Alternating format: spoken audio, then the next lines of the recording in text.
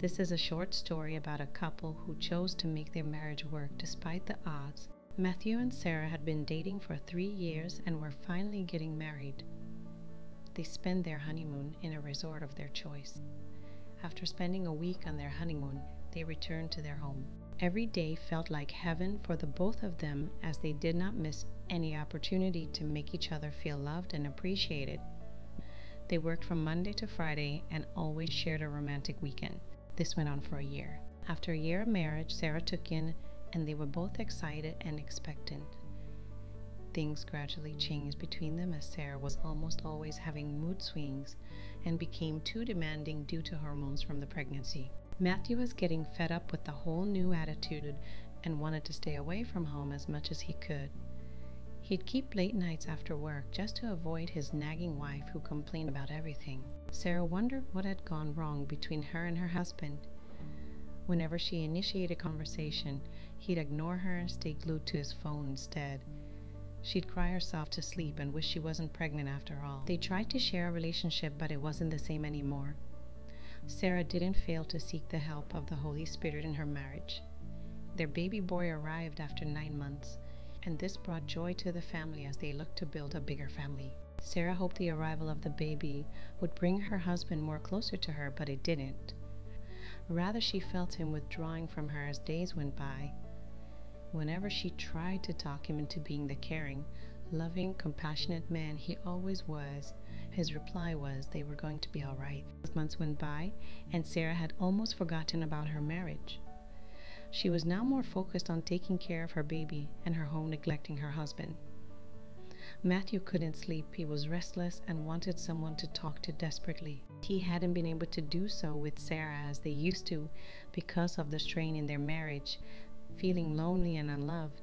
He wondered what had happened between him and his wife. He missed her initiating sex. Nowadays she was always tired, busy with their son and house chores. She was no longer attractive like she used to be.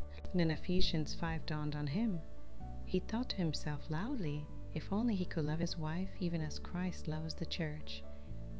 It dawned on him again.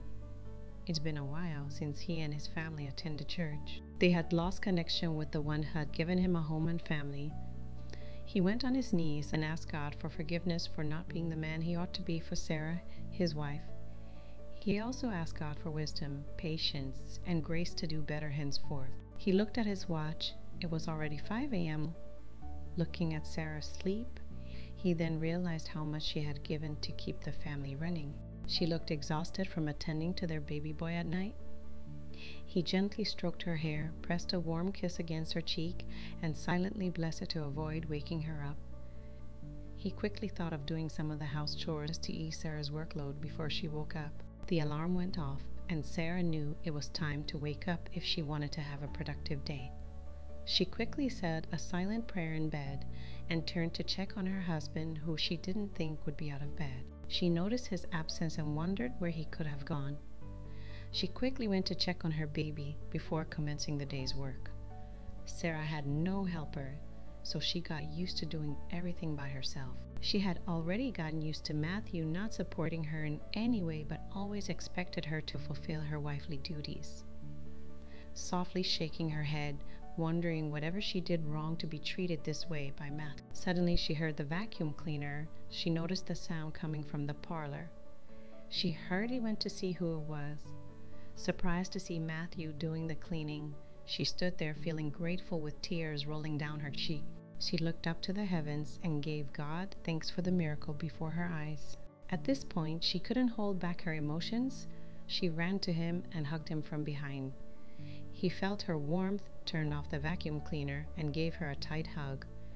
They both shed remorseful tears as they continued to hold on to each other. When they could no longer contain what they felt, they decided it was time to express themselves. Matthew went first.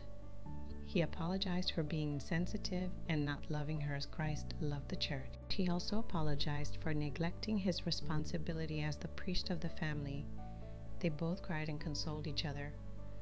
Sarah apologized for neglecting him. She acknowledged that he was her first baby, and she hadn't been submissive to him as she should have been. They both agreed to help each other become better for the other and also build their broken relationship with God. Laughter returned to the Matthews, and they continued to grow and get better as they worked together as a team and with the Holy Spirit guiding them as they went. It doesn't matter how broken your marriage may be, the good news is that your marriage can work. It might take some time, but with intentional efforts from you and your spouse, things can turn around for the better. Most importantly, do not leave God out of the picture. Bring Him fully into your marriage because He is the only one who can give you the perfect working tips and guide for your marriage. Also, effective communication is the hallmark of every relationship or marriage. Communicate with your partner to have an understanding. The outcome of your communication should give you both something to work with at the end of the conversation. Finally, there must be a willingness in both parties to see this work. Do not stop fighting for each other. Keep the fire burning. If you enjoyed this story, please let me know your thoughts in the comments and share with someone who might need this. You just might be a tool in saving someone's marriage. Thanks for watching, and don't forget to like, share, and subscribe for more